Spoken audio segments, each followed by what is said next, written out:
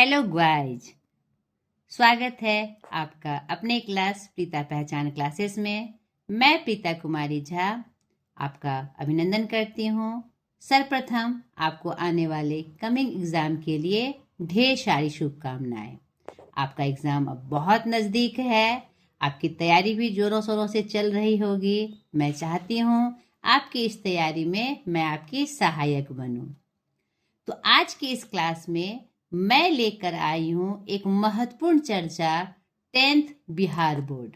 Bihar board के जो हमारे बच्चे हैं, चाहे वह एनआरबी के हो, द्वितीय हिंदी भाषा के या मेन हिंदी के हो, ठीक है।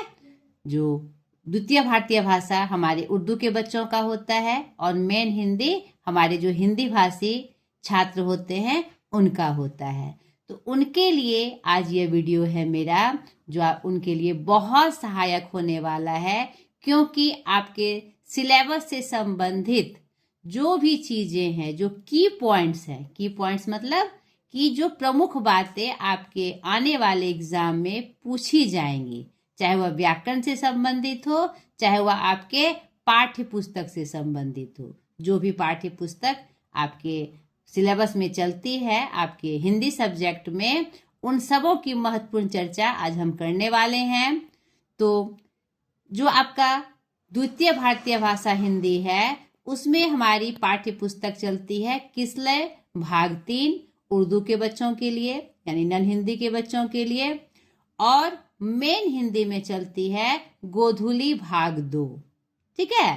तो हम जो चर्चा करेंगे आज के बाद एक एक करके, तो फुल बुक्स में जो आपके पाठ्य पुस्तक में फुल बुक्स है, यानी कि गद्य और पद्य संग्रह में जो प्रमुख बातें हैं उसकी चर्चा हम करेंगे, जिससे आपको उस पाठ की विषय वस्तु की जानकारी इन शॉर्ट में पूरी तरह से हो जाएगी। और आपके जो ऑब्जेक्टिव प्रश्न है, जो वैकल्पिक प्रश्न है, वो भी आपके पूरी तरह से कंप्लीट हो जाएंगे। तो हम उसकी चर्चा करेंगे। और साथ ही साथ ग्रामर, व्याकरण में जो आपका पोर्शन है, उसमें किन किन पार्ट से जो प्रश्न आएंगे, महत्वपूर्ण प्रश्न आएंगे, वो आपको देखना है और उसकी तैयारी आपको मजबूती से करनी है, ठीक है। तो चलिए स्टार्ट करते हैं। दोनों का जो व्याकरण का सिलेबस है लगभग सेम है, चाहे वो एनआरबी के बच्चे हो चाहे मेन हिंदी के बच्चे हो। मेन हिंदी में कुछ चैप्टर अलग से हैं, जैसे कि अलंकार या वर्ण में थोड़ा डिटेल से पढ़ना है, अल्पप्राण, महाप्राण, घोष, अघोष, जो कि आपके नन हिंदी में उतना नहीं पूछा जाता। तो टॉपिक्स वही हैं, चैप्टर्स वही हैं, थोड़ा सा डिटेल में आपको पढ़ना है मेन हिंदी के बच्चों को, बाकी सेम चैप्टर है। तो चलिए पहले हम देखते हैं कि आने वाले कमिंग एग्जाम में किस चैप्टर से, व्याकरण के किस चैप्टर से प्रश्न पूछे जा सकते हैं। और पुस्तक की जो हम तैयारी करेंगे फुल सिलेबस की करेंगे बेटा। क्यों? क्योंकि ये आपका बोर्ड एग्जाम है। बोर्ड एग्जाम में पूरे बुक से आपके सवाल आते हैं, तो कुछ भी नहीं छूटना चाहिए। तो उसके भी की पॉइंट्स को हम देखेंगे। आज पहले हम देखते हैं ग्रामर में सबसे पहला चैप्टर वर्ण विचार, दोनों के लिए है ये। परिभाषा, भेद एवं वर्णों का उच्चारण स्थान आपको अच्छे से देख लेना है, ठीक है। मेन हिंदी के बच्चों को जैसा मैंने बताया, इसमें अल्पप्राण, महाप्राण, घोष, अघोष से संबंधित कुछ बातें आपको जाननी है। अब नन हिंदी वाले बच्चे भी देख सकते हैं, हो सकता है एक दो प्रश्न उससे आपको आ जाए, और ज़्यादा उसमें विस्तार से कुछ नहीं है। तो वर्ण विचार का वीडियो मैंने व्याकरण सत्र में डाला हुआ है। आप मेरे चैनल पे जाकर प्लेलिस्ट में जाकर आप व्याकरण सत्र क्लिक करेंगे तो जो हमारा जो वीडियो है, शुरुआती वीडियो व्याकरण का, उसमें आपको वर्ण विचार से संबंधित सारी चीजें मिल जाएगी। तो जाकर जरूर देख लीजिएगा, अच्छे से तैयारी करनी है आपको। दूसरा चैप्टर है हमारा शब्द विचार, जिसमें शब्दों का वर्गीकरण और उनके अनुसार उनके भेद हैं। इसमें 10 के लेवल में बहुत ज़्यादा इससे प्रश्न नहीं आते हैं, लेकिन हर एक पार्ट से प्रश्न को टच किया जाता है। उसमें से आपको देखना है पहले शब्दों का वर्गीकरण जो 5 तरीके से होता है, और उसके बाद उनके भेद और उदाहरण के द्वारा उसको पहचानना कि ये क्या है। ठीक है, कौन से शब्द हैं, कैसे, क्या, किस रूप में प्रयुक्त होते हैं। इसका भी वीडियो आपको व्याकरण सत्र में प्राप्त हो जाएगा। इसकी तैयारी भी आप अच्छे से करिएगा, जिसमें संज्ञा, सर्वनाम, संधि, क्रिया, समास, विशेषण, काल, मुहावरा, विलोम शब्द, पर्यायवाची शब्द और विराम चिन्ह प्रमुख हैं। ये आपको जाकर अलग से स्पेशली देखना है। मुहावरा, विलोम शब्द, पर्यायवाची शब्द आपके पास जो व्याकरण की पुस्तिका होगी उसमें से जो चार्ट दिए हुए हैं मुहावरा का, विलोम शब्द का, पर्यायवाची शब्द का, जो मुख्य हैं वो आपको देखकर तैयारी करनी है। बीच बीच के अभ्यास से ही वो आपका कंप्लीट हो जाएगा। ज़्यादा मेहनत इसमें आपको नहीं करनी पड़ेगी। और संज्ञा में जो 4 पोर्शन है जिसका संबंध हमारे संज्ञा और सर्वनाम से होता है, संज्ञा से होता है तो ऑटोमेटिक सर्वनाम से हो जाता है, क्योंकि सर्वनाम उसके बदले आता है। लिंग, वचन, पुरुष और कारक, इसको आप अच्छे से देख लेंगे क्योंकि इससे महत्वपूर्ण सब प्रश्न पूछे जाते हैं। ये कौन सा कारक है, इसमें कौन से कारक चिन्ह का प्रयोग है, वाक्य में कारक चिन्हों को पहचाने, कौन सा कारक है। ठीक है, ये कोई भी आपको शब्द दे दिया जाएगा, ये कौन सा लिंग है, नहीं, या वाक्य दिया रहेगा, या किसको इंगित करता है, कौन से पुरुष में है, कौन से वचन में है। आपको वचन दे दिए जाएंगे, एक वचन से बहुवचन, बहुवचन से एक वचन, या वचन पहचाने आदि। तो ये भी आपको अच्छे से देखना है। इसका वीडियो भी डिटेल से आपको मेरे चैनल पे प्राप्त हो जाएगा व्याकरण सत्र में। वाक्य विचार, वाक्य विचार में आपको वाक्य का वर्गीकरण, जैसे शब्द का वर्गीकरण आप देखेंगे उसी तरह आपको वाक्य का वर्गीकरण देखना है, और उनके अनुसार जो उनके भेद हैं। इसमें प्रमुख रूप से अर्थ के अनुसार, क्रिया के अनुसार और आपके क्या कहते हैं अर्थ के अनुसार जो वाक्य के भेद हैं, और उसका क्या स्वरूप है। नहीं, विधिवाचक, निषेधवाचक, प्रश्नवाचक, संदेहवाचक, संकेतवाचक, इच्छावाचक, आज्ञावाचक, इन सब वाक्यों को आप कैसे पहचानेंगे, इसके लिए आपको अर्थ के अनुसार, आपको संरचना के अनुसार और क्रिया के अनुसार वाक्य के भेद की जानकारी लेनी होगी। ठीक है, उसके बाद ये प्रमुख पोर्शन थे आपके व्याकरण में जिसको आपको कंप्लीट करना है। आपको अच्छे स्कोरिंग के लिए, हिंदी में आपकी अच्छी स्कोरिंग आए। और ये मैं बार बार कहती हूँ, आपके जो 6 सब्जेक्ट चलते हैं, 6 विषय जो आपके चलते हैं, गणित, विज्ञान, सामाजिक विज्ञान, हिंदी, चाहे द्वितीय हिंदी हो चाहे मुख्य हिंदी हो, उर्दू हिंदी भाषाओं के लिए उर्दू भी चलता है, संस्कृत, इंग्लिश, इन 6 की तैयारी आपको एक जैसी करनी है। जिसमें आपको जितनी मेहनत लगती है वो समय आप लगाइए, लेकिन 6 की तैयारी आपको एक लेवल में करनी है। इस बात का बेटा जरूर ध्यान रखिएगा। अगला पोर्शन हमारा आता है गद्यांश, अनसीन पैसेज। ये भी मैं बार बार आपको बताते आई हूँ, और जो बच्चे लाइव हमसे जुड़े हुए हैं या क्लास के माध्यम से जुड़े हुए हैं उनको ये पता है कि अनसीन पैसेज जो हमारा होता है वह हमारे आईक्यू को चेक करने के लिए होता है। आईक्यू मतलब कि आपकी समझ कितनी है, यह हमारे समझ स्तर का प्रश्न होता है। उसमें से अनसीन पैसेज मतलब जिसको हम पढ़कर नहीं जाते, कोई पैसेज उठा के दे दिया जाता है, अवतरण उठा के दे दिया जाता है और उससे संबंधित छोटे छोटे प्रश्न पूछे जाते हैं। तो बच्चों को लगता है कि अरे ये तो आसान है, क्योंकि उसी अवतरण में, गद्यांश में, गद्य के अंश में तो ही आंसर छुपा है। लेकिन नहीं, जैसे प्रश्न पूछा जाए उसको समझते हुए अपनी भाषा में आपको आंसर करना है। ठीक है, ये आपका भी एग्ज़ाम, आपने बहुत सारे एग्ज़ाम दिए, फर्स्ट, सेकंड, और आपका सेंटअप एग्ज़ाम भी हुआ। उसमें आप देखिएगा ध्यान से, जो प्रश्न पत्र आपको प्राप्त हुए हैं उसमें से क्या पूछा जा रहा है। आपको अपने शब्दों में आंसर है उसी में, लेकिन आपको जितना पूछा जाए उतने का ही जवाब देना है। ठीक है। तो इसको मैं अलग से लेकर एक वीडियो आऊँगी कि किस तरह से आपको आंसर करना है। विभिन्न गद्यांशों के माध्यम से हम देखेंगे कि किस तरह से हमको इसका हल करना है। ठीक है, अलग से गद्यांश का मैं अलग से एक वीडियो लेके आऊँगी ताकि आप समझ जाए इसका आंसर मुझे वैसे करना है। निबंध, आवेदन पत्र और संवाद। तो जो प्रमुख निबंध आपके कमिंग एग्जाम में आने वाले हैं, हम उसकी चर्चा करेंगे और यह भी देखेंगे कि आजकल आपको जो सांकेतिक शब्द भी दे दिया जाता है, ये आसान बनाया गया है, लेकिन आसान के साथ साथ उसमें क्या लिखा जाएगा इस पे बच्चों को ध्यान देने की आवश्यकता है। तो थोड़ी सी चर्चा हम उस पे करेंगे।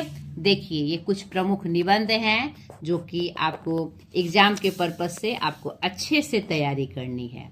ठीक है, अब देखिए, जो भी निबंध आपके बोर्ड लेवल में आता है, कुछ समसामयिक घटनाओं से आता है, जो चल रहा है हमारा नहीं करंट में, उससे आता है, और जो हमारा मूल्य वाला चीज है, मूल्यों की जो बात होती है, जिसमें अनुशासन, शिष्टाचार नहीं, या फिर राष्ट्र से संबंधित राष्ट्रीय एकता, धार्मिक एकता, परोपकार नहीं, राष्ट्र प्रेम, हमारा भारत देश, ये सब क्या है, हमारे राष्ट्र प्रेम को दिखाता है, देश प्रेम को दिखाता है, उससे संबंधित प्रश्न आते हैं। या वैज्ञानिक क्षेत्र में जो आविष्कार हुए हैं, जैसे हमारा इंटरनेट, कंप्यूटर, या फिर विज्ञान अभिशाप या वरदान, विज्ञान की महत्ता आदि आदि, उससे संबंधित प्रश्न आते हैं। और उसके अलावा क्या कहते हैं, जो कुछ मुख्य बीमारी है, खासकर कोरोना महामारी की चर्चा बार बार 2-3 साल के प्रश्नों में घूमती रही है।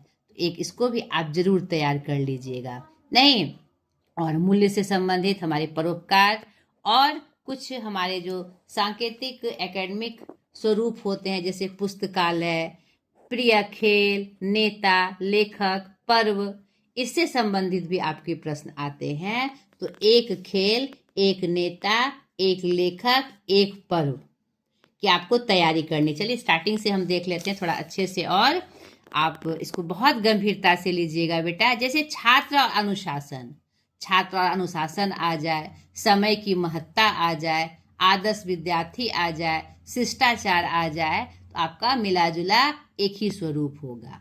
अब देखिए, सांकेतिक शब्द जो होते हैं, जैसे भूमिका, तो मैं आपको समझा दूं, भूमिका क्या होती है, परिचय, उस विषय वस्तु की परिचय, यानी छात्र और अनुशासन का क्या संबंध है नहीं, दोनों में क्या मतलब संबंध है और क्या होना चाहिए, उसके रूप में हम उसका परिचय देते हैं। उसके बाद अनुशासन का महत्व, क्यों हमारे जीवन में अनुशासन का क्या महत्व है, उसके बारे में। फिर अनुशासन का मार्गदर्शन कैसे होगा, किसके द्वारा होगा, बड़ों के द्वारा, शिक्षकों के द्वारा, कैसे मार्गदर्शन किया जाए ताकि बच्चे इस मूल्य को, अनुशासन के मूल्य को समझे और उसे अपने जीवन में उतारे। और उपसंहार कह ले या निष्कर्ष कह ले या कंक्लूजन कह ले, बात एक ही है, यानी समाप्ति। अब क्या समाप्ति भाई, छात्र अनुशासन, अंत में आपको कंक्लूजन देना है कि दोनों का क्या संबंध है, यह हमारे जीवन में कितना महत्व रखता है और यह क्यों आवश्यक है। इन सब से आपको वाक्य को पूरा करना है।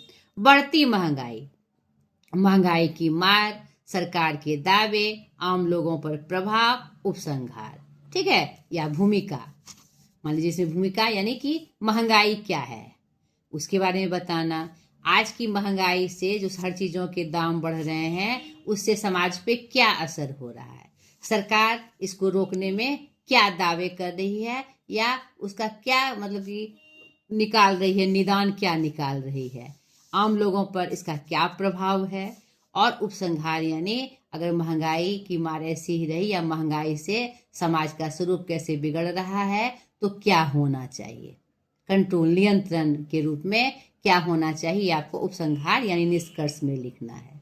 तो ये टॉपिक मैं ये इसलिए लेकर आई कि बच्चे क्या करते हैं, हेडिंग लिख देते हैं और उससे संबंधित उसको जो समझ में आता है वो लिखते चले जाते हैं। लेकिन अगर आपको सांकेतिक शब्द दिया हो तो उसको पॉइंट्स बनाकर आपको लिखना है और वही चीज लिखना है, टॉपिक से बाहर नहीं जाना है। जो सांकेतिक शब्द में आपको दिया गया है कि इस पे लिखना है तो आपको उसी पे लिखना है। ये कुछ प्रमुख निबंध हैं जिसकी तैयारी आपको करनी है। अब कंप्यूटर पे पूछ ले, इंटरनेट पे पूछ ले, विज्ञान वरदान या अभिशाप पूछ ले, या वैज्ञानिक आविष्कार पूछ ले, उसमें क्या पूछा जा सकता है? भूमिका, यानी कंप्यूटर क्या है, इंटरनेट क्या है, विज्ञान क्या है, भूमिका मतलब परिचय, याद रखिएगा बेटा। अब उसकी क्या उपयोगिता है, कंप्यूटर की क्या उपयोगिता, इंटरनेट की क्या उपयोगिता, विज्ञान कैसे उपयोगी है, वो वरदान हमारे लिए कि अभिश्राप है, उसका क्या महत्व है, उससे क्या लाभ हानि है। तो जो टॉपिक सांकेतिक शब्द आपको एग्जाम में दिए रहेंगे उसको पॉइंट बना के, पहला जैसे भूमिका तो पहला भूमिका तो भूमिका लिखेंगे, फिर उपयोगिता या महत्व, दोनों सिमिलर शब्द है, उपयोगिता आए चाहे महत्व आए, लिख के उपयोगिता डैश दे के फिर उसकी उपयोगिता लिखेंगे। ठीक है।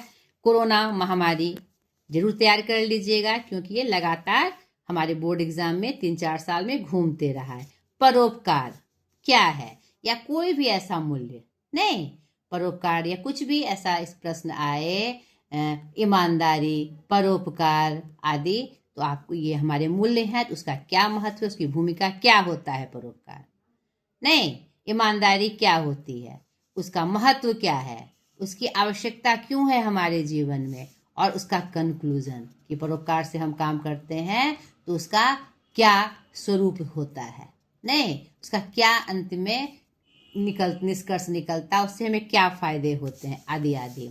पुस्तकालय, इसको भी जरूर याद कर लीजिएगा क्योंकि 10th बोर्ड का ये बहुत ही मतलब कि स्पेशल टॉपिक है।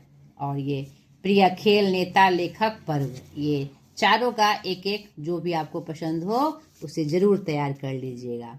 भारत में वर्तमान की नारी की स्थिति, नारी की स्थिति के रूप में आ जाए, स्त्री शिक्षा के रूप में आ जाए, भारतीय नारी के रूप में आ जाए, पॉइंट देकर क्या भूमिका, महत्व, उनका उपयोग, क्या स्थान समाज में, क्या स्थान आदि, तो जो पॉइंट दिए रहेंगे उसमें आपको अपने जो विषय वस्तु जो शीर्षक दिया हुआ है उसके बारे में आपको लिखना है।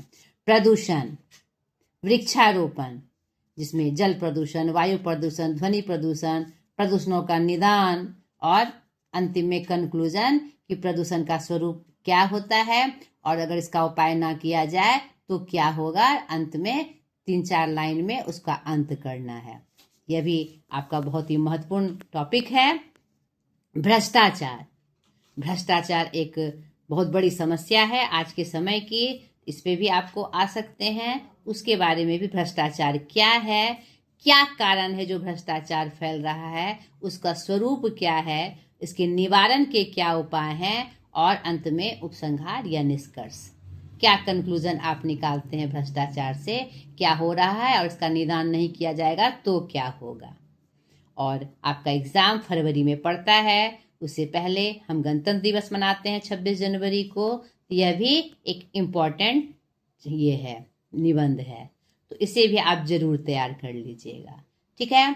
और हमारा सरस्वती पूजा नज़दीक होता है, होली नज़दीक होता है, तो अगर आप एक प्रमुख पर्व याद कर लेते हैं तो में भी आपका हो जाएगा। इन 10 प्रमुख जो निबंध हमने लिखे उसको आप अच्छे से तैयार कर लेते हैं तो आपको एक निबंध आप आराम से अच्छे से लिख सकते हैं और पूरा का पूरा नंबर इसमें आप उठा सकते हैं।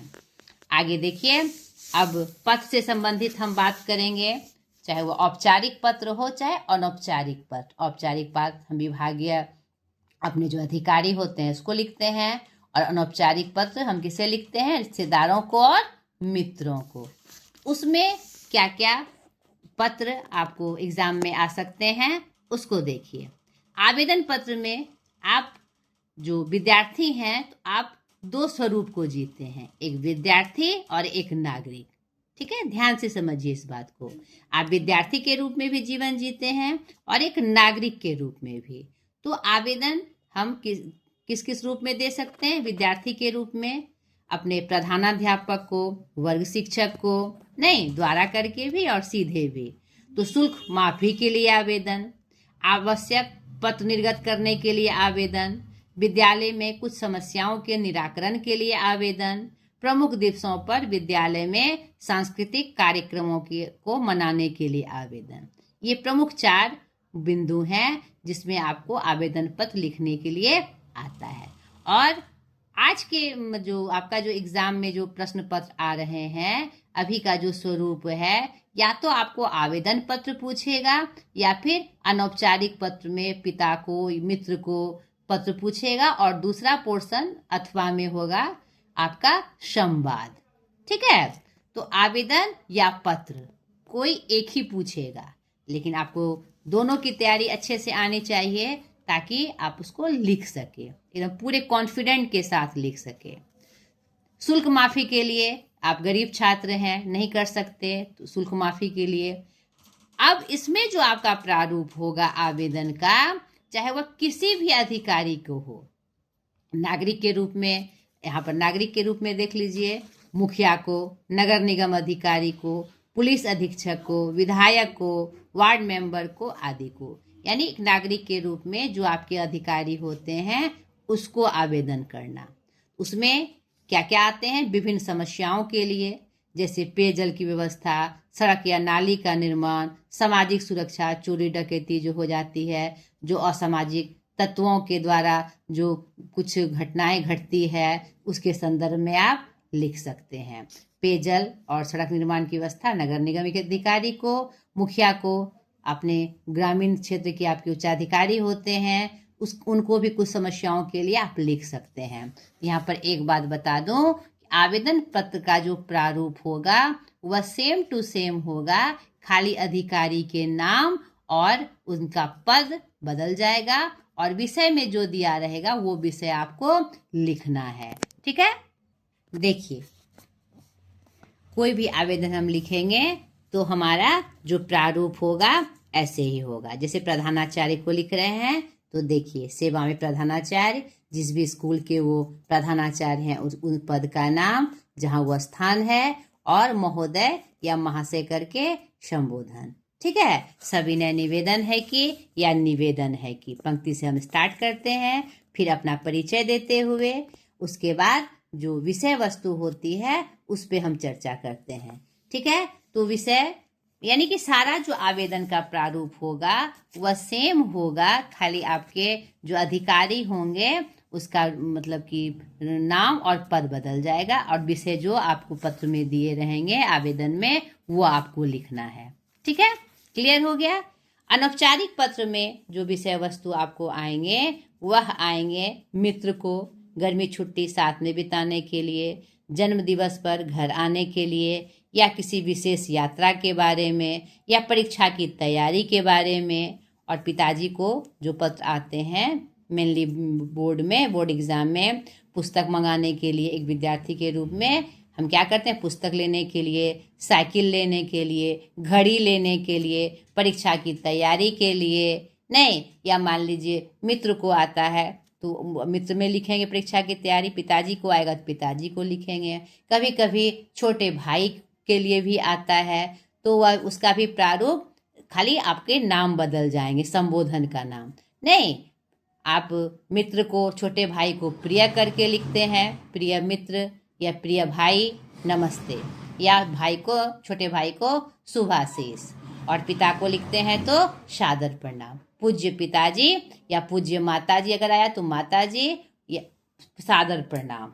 उसके बाद आप क्या करते हैं, उनका कुशल क्षेम पूछते हैं। विशेष यहाँ सब ठीक है, मैं कुशल पूर्वक हूँ, आशा करता हूँ आप भी कुशल पूर्वक होंगे।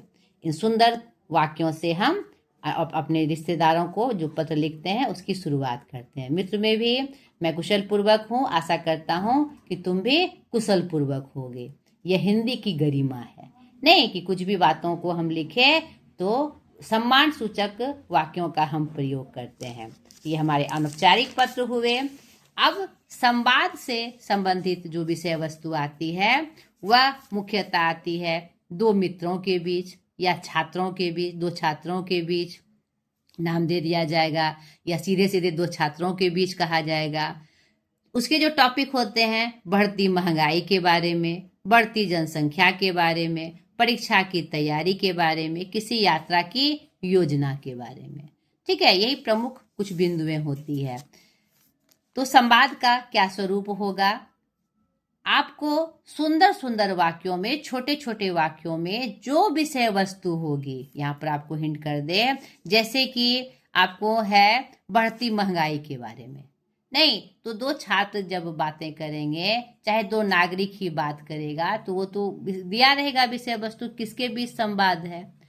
तो अब टॉपिक है मेरा बढ़ती महंगाई, तो हम बढ़ती महंगाई से स्टार्ट करेंगे। पहला बोलेगा आजकल महंगाई कितनी बढ़ रही है। दूसरा बोलेगा हाँ भाई, आज तो महंगाई चरम सीमा पर है। फिर महंगाई का जो स्वरूप है, चारों तरफ खाने की चीज़ों के दाम बढ़ रहे हैं, कपड़ों के दाम बढ़ रहे हैं। नहीं, जो हमारी दैनिक आवश्यकता है, जो छोटे तबके के लोग हैं, छोटे तबके मतलब कम पैसे वाले लोग हैं, उसे बहुत सारी कठिनाइयों का सामना करना पड़ता है, क्योंकि महंगाई के कारण वह अपने जो दैनिक चीज़ें हैं वह नहीं खरीद सकते और अच्छे रूप से जीवन यापन नहीं कर सकते। अगर यही रूप रहा, पहला कुछ बोलेगा, फिर दूसरा उसका जवाब देगा, फिर उसी संदर्भ में बात को खत्म करते हुए लास्ट में निष्कर्ष तक पहुंच जाना है कि महंगाई एक बहुत बड़ी समस्या है, इसका निदान बहुत आवश्यक है और जल्द ही इसके निदान का उपाय हमें सोचना होगा, सरकार को सोचना होगा। इस तरह का कंक्लूजन निकाल के फिर संवाद को खत्म करना है। संवाद क्या होता है? दो लोगों की आपस की बातचीत किसी विषय वस्तु पर। ठीक है, दुकानदार एवं ग्राहक के बीच आ सकता है, जैसे मोल भाव जैसे सामान्य संवाद, सेब के दाम, फलों के दाम, नहीं कपड़ों के दाम आदि आदि, जो प्रमुख सामाजिक रूप में जो हम दुकानदार में यूज करते हैं। तो किसके बीच बात हो सकता है? किसी कपड़े को लेकर, किसी फल विक्रेता के साथ, सब्जी विक्रेता के साथ, कपड़ों के विक्रेता के साथ, इस तरह के संवाद आते हैं। बैंक अधिकारी या ग्राहक के बीच खाता खुलवाने के संबंध में। ठीक है, किसी विषय वस्तु में जानकारी लेने के संबंध में, बहुत सारी योजनाएं होती है उसके संबंध में जानकारी लेने के संबंध में। तो जो टॉपिक रहेगा उसी को मुख्य पॉइंट में रखते हुए उसी के बारे में आपको 5 लाइन, 7 लाइन, 8 लाइन बातचीत करनी है। पहला क्या बोलेगा, दूसरा क्या बोलेगा, मन में सेट करके अंत में कंक्लूजन निकाल देना है। ठीक है, डॉक्टर और मरीज के बीच किसी बीमारी को, लक्षणों को लेकर, इलाज को लेकर और उसमें क्या सावधानी बरतनी चाहिए, ये सब मुख्य बिंदु रहेंगे।